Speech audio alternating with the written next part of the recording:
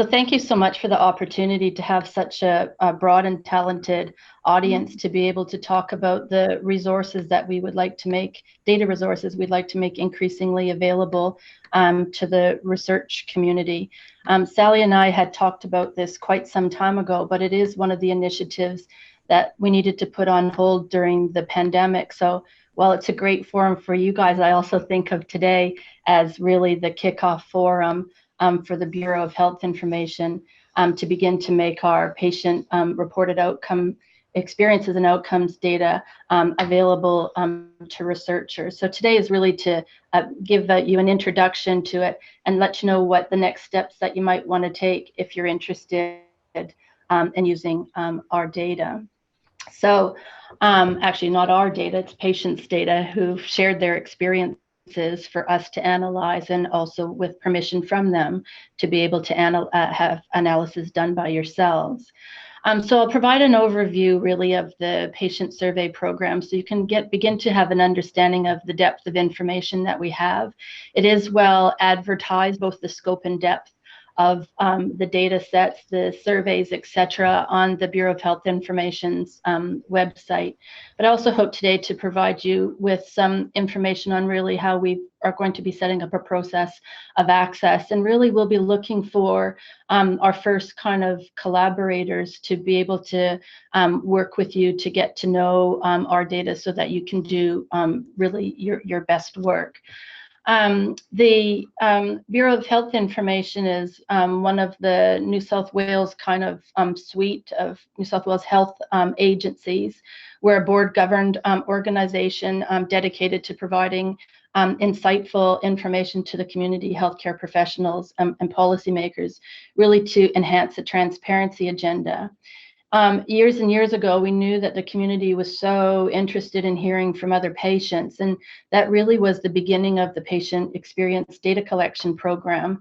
Today, among the peak policies at New South Wales Health policy frameworks is elevating the human experience, and the amount of appetite and interest for analysis of patient experiences data, both descriptive and advanced analytics. Appetite is absolutely huge to be able to use that to inform an improvement agenda. So I put this slide together specifically for you to give you, I'm hoping, the top level information that you would need to kind of suss out the space to gauge your interest. First, I'd like to say that we run the largest, by far, patient experience data collection program in Australia. In fact, we rival many places in the world. And I would think if you look at the number of participants in our program per capita, we probably have the largest experience data collection program in the world.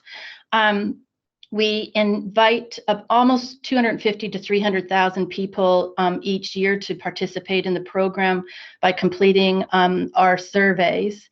We have up to about 100,000 participants every year, just depending on the year. The program's been running for quite a few years now, 7+ years, depending on the nature of the sector. We have survey data collection in inpatient settings. We have it in outpatient settings, cancer as an example, also in emergency departments. It is cross-sectional data.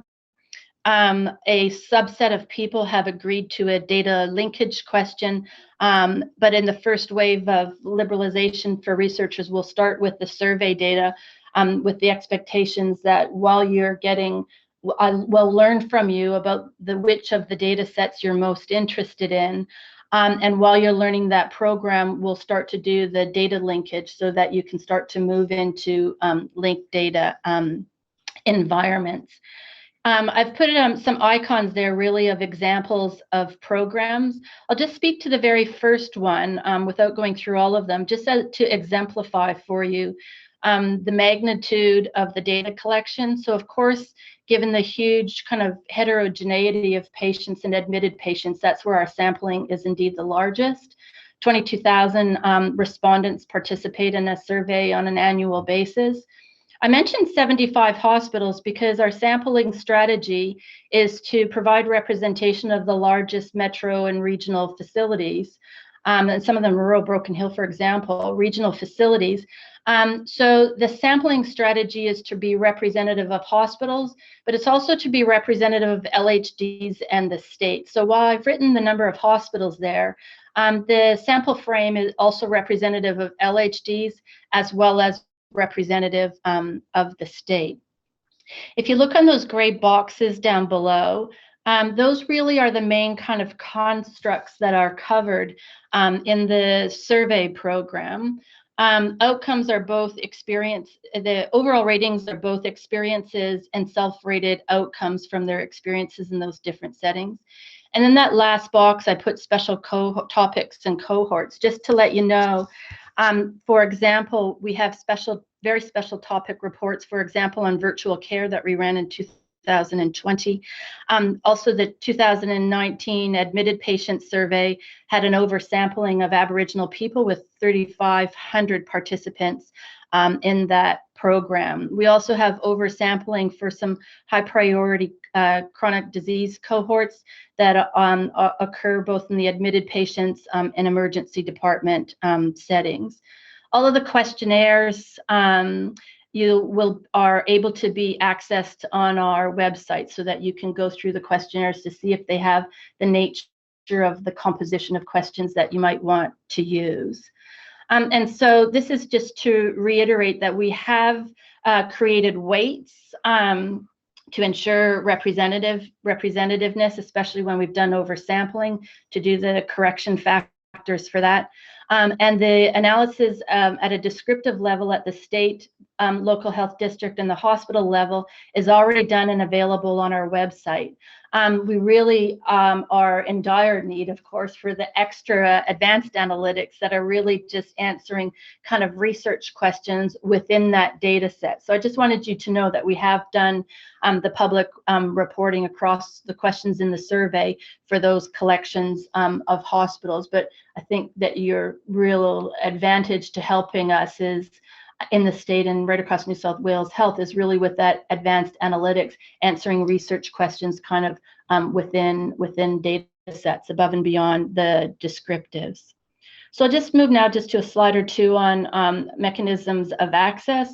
We're working with the Sachs Institute now to put data within the SURE environment, as well as provide you with access to all that you need, copies of the questionnaire, copies of all our technical supplements about how the weights, for example, have been created that come with the file, some of the data suppression protocol that we've developed and learned over time, etc. So that all the resources are there and the data is there within a SURE environment.